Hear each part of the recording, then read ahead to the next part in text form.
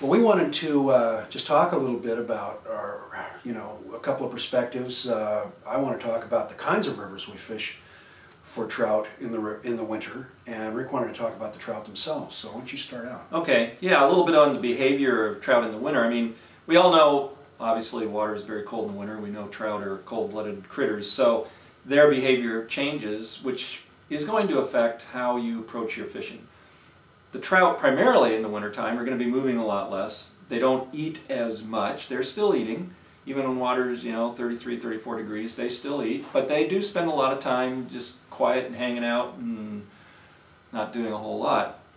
Which means, I think, when you're out there fishing, if you don't see specific trout activity, you have to spend more time getting your fly in good places, because fewer of those fish that your fly drifts by are going to likely respond. So you're not going to have the expectation to catch as many fish in the winter. You need to get your fly by more fish.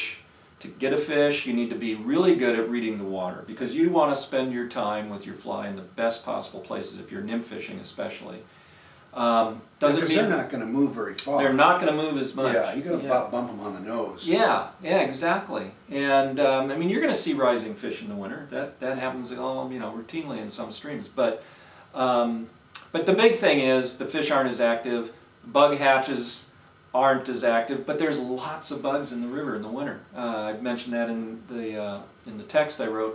But there are lots of insects in the stream in the winter. In fact, the winter's a period when you get some of the biggest numbers of insects. And I would imagine it's because very few of them are hatching. Right. Most of them are in there getting ready to hatch. Yeah, they're all there. Yeah, they're all there. Yeah.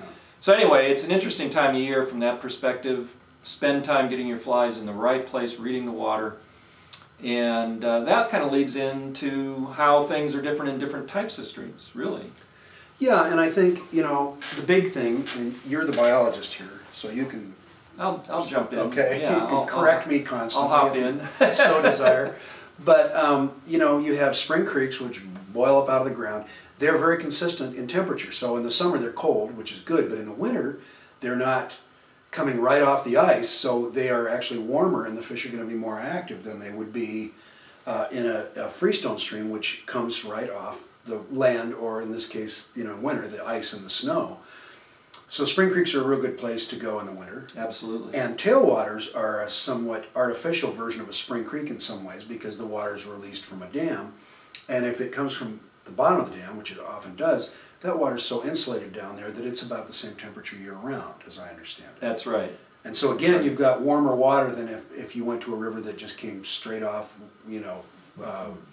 melting snow. The snow-filled hillsides, yeah, exactly. Yeah. And so consequently, typically more active trout.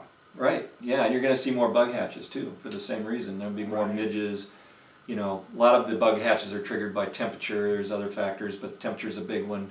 And temperature is huge. Yeah. When it comes to the effect on fish. Anytime, really. Yeah. Temperature is huge, and so those systems more active trout. So now you've got a little more insight on where to fish in the winter, and when you get there, what to do to catch those winter trout. Right, and there are more specifics on specific fly patterns and how to fish them in the actual issue on winter flies. Oh, there's a lot of stuff in there. Yeah, photos and stuff. So hope you enjoy the issue of the newsletter, and hope this was helpful. Good fishing.